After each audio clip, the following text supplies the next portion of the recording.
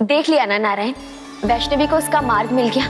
वो आई तो थी भूषण के मोक्ष का मार्ग ढूंढने, किंतु उसे क्या ज्ञात था कि वही मार्ग उसे उसकी नियति की ओर ले जाएगा।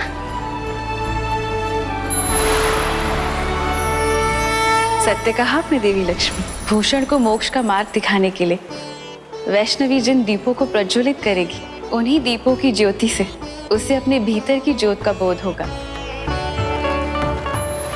देवियों, आपने अत्यंत श्रेष्ठ और प्रशंसनीय कार्य किया है। आपने न केवल नारायण के वचन का मान रखा, अपितु वैष्णवी को मार्ग भी दिखा दिया। आपके इस मार्गदर्शन से वैष्णो देवी की ज्योतावाली बनने की यात्रा अब पूर्ण होने वाली है।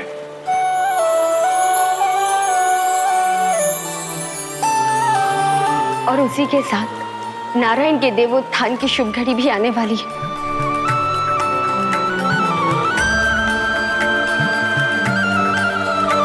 और शीघ्र ही ये अंधकार दूर होगा और यह पुनः प्रकाश ही प्रकाश होगा।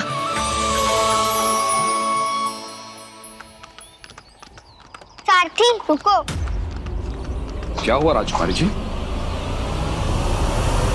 सेनापति जी, कुछ मंगल करने के उत्साह में तो हम भूल ही गए। क्या भूल गई आप राजकुमारी? हमारे वस्त्र। इस भेष में हम गांव नहीं जा सकते ना। और ऊपर से ये सैनिक, पिछड़े गांव वाले भयभीत हो जाएंगे। सेनापति जी क्या करें, कोई मार्ग बताइए ना।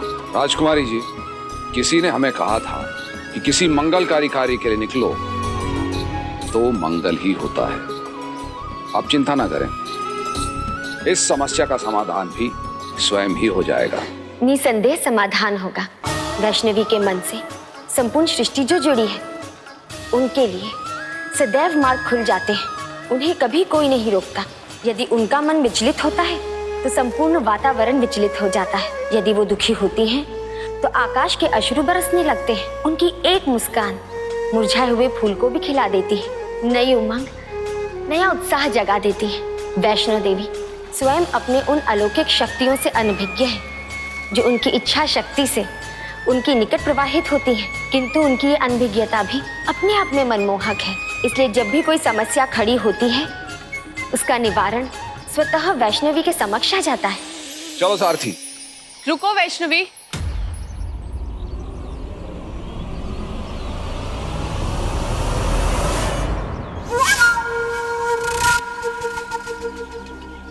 क्या हुआ माँ? प्रतीत होता है दीदी ने अपना निर्णय बदल लिया है। तुम इस वेश में गांव नहीं जा सकती। ऊपर से सैनिक, गांव वाले तो पहले ही भयभीत हो जाएंगे।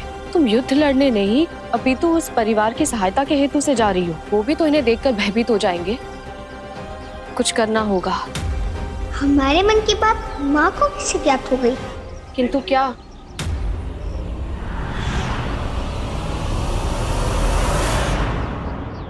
एक मार्ग है। जिस तरह हम त्रिकुट नारायण के दर्शन के लिए गए थे, वैसे ही राजकुमारी भी जाए। प्रजा के वेश में? हाँ, जिनके बीच जाना है वैसा ही वेश हो तो घुलने मिलने में आसानी हो जाती है। ये उचित होगा। हमारा एक सुझाव है, क्यों ना राजकुमारी त्रिकुट पर्वत की वासी बन के जाए। हमारी इतनी बड़ी दुविधा एक पल में दूर हो गई। चमत्कार है ये तो। रानी माँ स्वयं वैष्णवी को त्रिकुट बनाकर भेज रही है। हम तुम्हारे लिए साधारण वस्त्रों की व्यवस्था कर देते हैं। आओ। रानी माँ, क्या मैं भी प्रजा के वेश में वैष्णवी के साथ जा सकता हूँ? चंद्र, बिल्कुल नहीं। यदि चंद्र का मन है जाने का तो जाने दीजिए। क्यों चंद्र, जाइए। वैष्णवी के साथ कोई परिहास नहीं करना। आओ।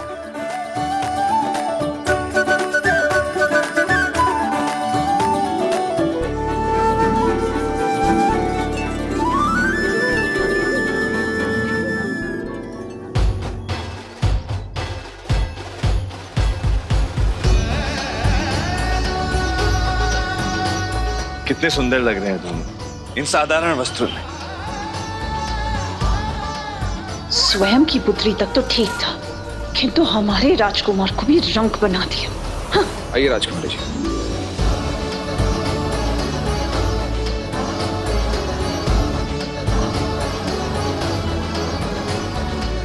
चलो सारथी, हमने कहा था ना राजकुमारी जी, कोई समाधान स्वयं ही निकल आएगा। अब सब मंगल होगा।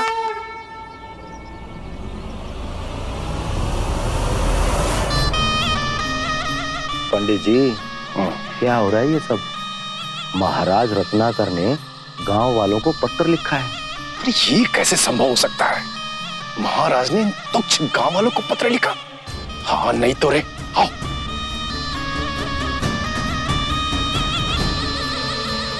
भक्ति माई, महाराज रत्नाकर सागर ने अपने पत्र में क्या लिखा है? महाराज लिखते हैं कि उन्होंने मेरे पति के सदगति के लिए व्यवस्था की है।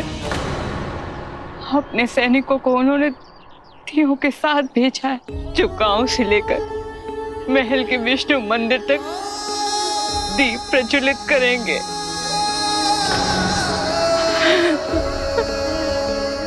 अरे महाराज सत्य में महान है। ईश्वर उन पे सदैव कृपा दृष्टि बनाए रखे। महाराज रत्नाकर सागर जी की, महाराज रत्नाकर सागर जी की।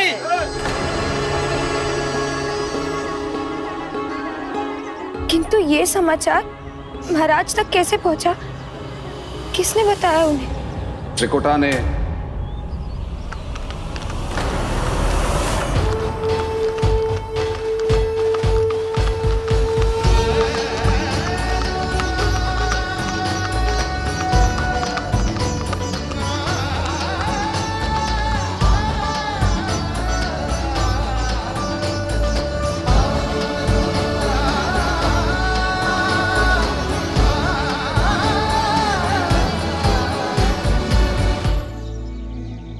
सर्वप्रथम श्रीपुरम राज परिवार की ओर से और समस्त श्रीपुरम राज्य की ओर से हम दिवंगत आत्मा की शांति की प्रार्थना करते हैं। इस शोक की घड़ी में हम सभी आपके साथ हैं। यदि आपको किसी भी प्रकार की कोई भी आवश्यकता हो तो आप निसंकोच कहें।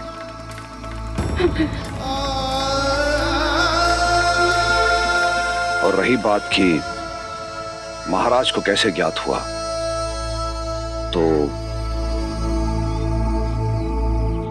त्रिकुटा ने इस त्रासदी के बारे में हमें बताया और उसके उपरांत हमने महाराज को इस बात की सूचना दी।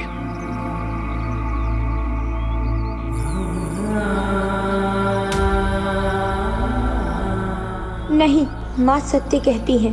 त्रिकुटा देवी नहीं, मात्र एक मनुष्य है, वो देवी नहीं। हम दिवंगत आत्मा की सदगति पूजन की समस्त सामग्री लेकर आए हैं। सारी व्यवस्था हम करेंगे। आपको किसी भी प्रकार की कोई भी चिंता करने की आवश्यकता नहीं है। हाँ, भूषण बहुत अच्छा व्यक्ति था। भूषण की आत्मा की शांति के लिए हमसे जो हो सकेगा हम सब करेंगे। भक्ति, तुम चिंता मत करो। हाँ नहीं तो रे।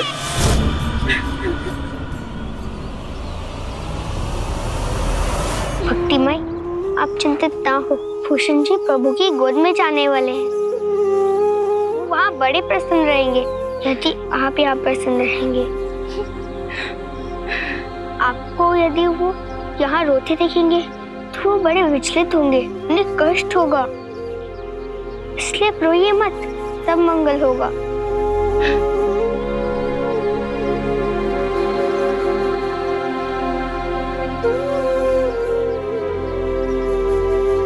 हाँ, अब सब मंगल होगा, सब मंगल होगा। क्षमा कीजिए प्रभु, क्षमा कीजिए, मुझे इस पीड़ा से मुक्ति दीजिए। क्षमा कीजिए प्रभु, क्षमा कीजिए। यमदेव, आप मेरे साथ ऐसा क्यों कर रहे हैं?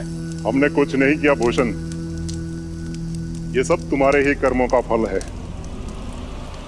तुम्हारी मृत्यु तो निश्चित थी, इसलिए तुम्हें यमलोक लाना पड़ा, क्योंकि कली ने तुम्हारे प्राण हमें चढ़ाए हैं, अर्पण किए हैं। इसलिए हमें बार बार पुकारने से कुछ नहीं होगा। अपने कर्मों का फल तो तुम्हें भुगतना ही होगा। यमदेव, मैं मानता हूँ कि मैंने अपने जीवन में अनेकों पाप किए, उनके लिए मैं क्षमा प्रार्थी हूँ, क्षमा प्रार्थी हूँ।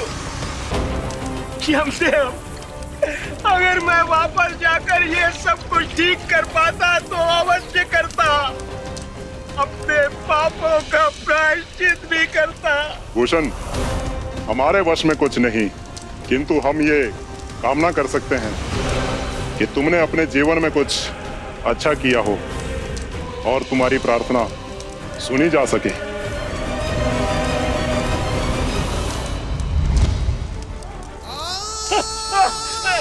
यमदेव, मुझे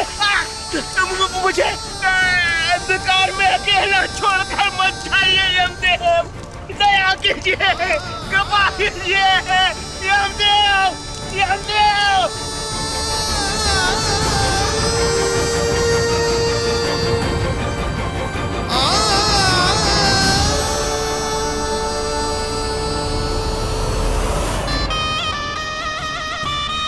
इस मूर्ख आत्मा भूषण के लिए पता नहीं क्या क्या करना पड़ रहा है। हाँ नहीं तो रे। पंडित जी शांत रहिए, कहीं कोई सुन ना ले। सुन के मेरा क्या करने का? तब रखो।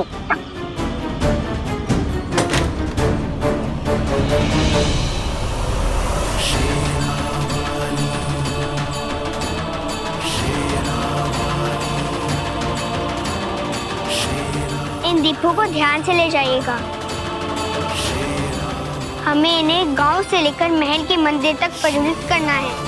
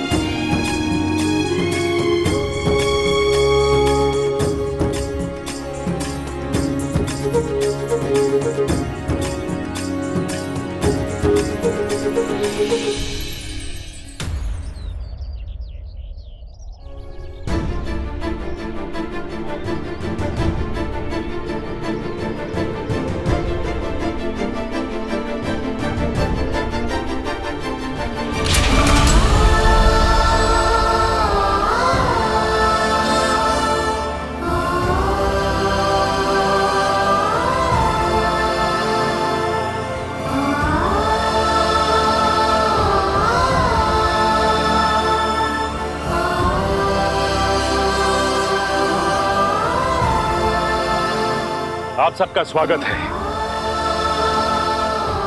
आप सबके साथ हुई त्रासदी के बारे में सुनकर अत्यंत दुख हुआ, किंतु आप चिंतित ना हो, शिरुपुरम आपके साथ है। यदि आपको कोई भी कष्ट या आवश्यकता है तो हमें कहिए।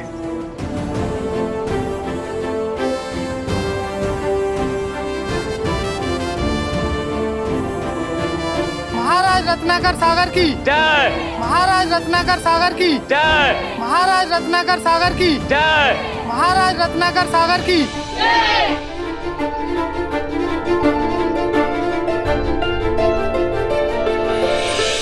आप अपने हाथों से राजमहल की सीढ़ी पर पहला दीपक रखें।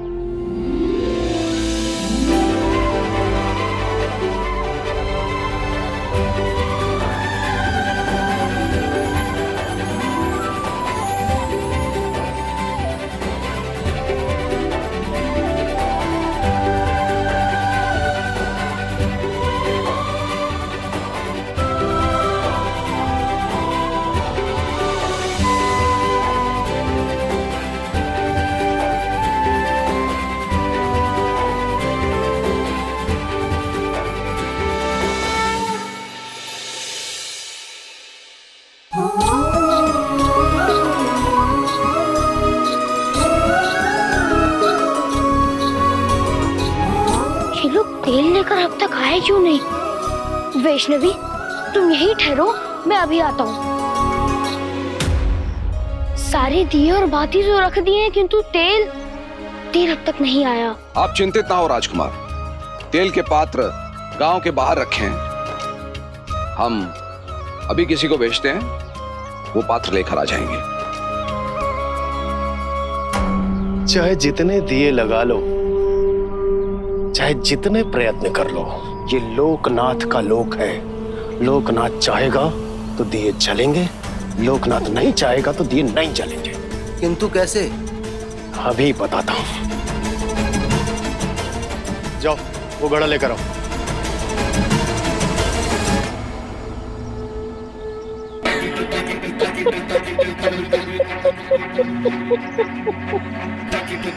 अब इस जल को तेल में डालो। जल? ये क्या कह रहे हैं पंडित जी? उन्हें पता चल जाएगा। पंडित जटाशंकर, इतने वर्षों से मेरे साथ काम कर रहे हो, इतनी भी बात समझ में नहीं आती कि जो मैं बोलूं उतना ही करना होता है।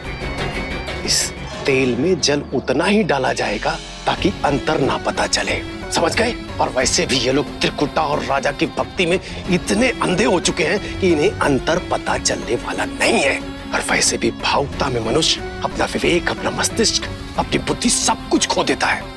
और ये लोग सब कुछ खो चुके हैं। इनकी भावुकता इनके मस्तिष्कों को खा चुकी है। ठीक है, चलो डालो पानी।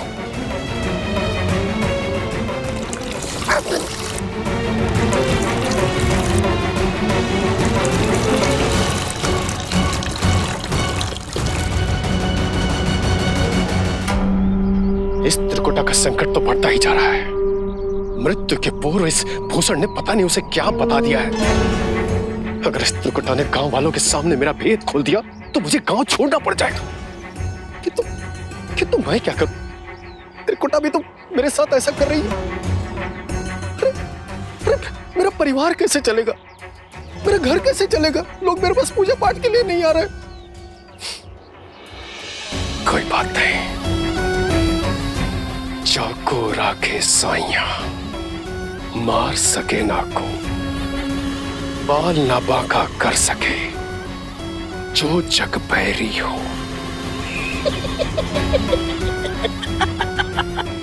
हाँ नहीं तो रे। अब देखता हूं इस भूषण को सदगति कैसे मिलती है। लोकनाथ का लोक है ये।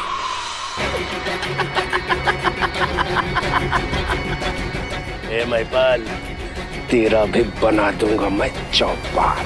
देवी वैष्णवी के कार्य में व्यवधान डालने का दुस्साहस उस पंडित ने किया भी तो कैसे किया? एक बार वाणी खोने के उपरांत भी इसे सद्बुद्धि नहीं आई। किंतु इसका कोई ना कोई हल होगा, अवश्य होगा। हल होगा देवी, परंतु इस पापी को उसके कुकर्मों का दंड अवश्य मिलेगा। नहीं देवी, संयम रखिए, विवेक से काम लीजिए। आपने इतनी प्रतीक्षा की है तो कुछ समय और सही। ऐसे निम्न कोटि के व्यक्ति का छल देवी वैष्णवी के समक्ष कब तक टिक पाएगा देवी? बस कुछ और क्षण, फिर सब मंगल होगा।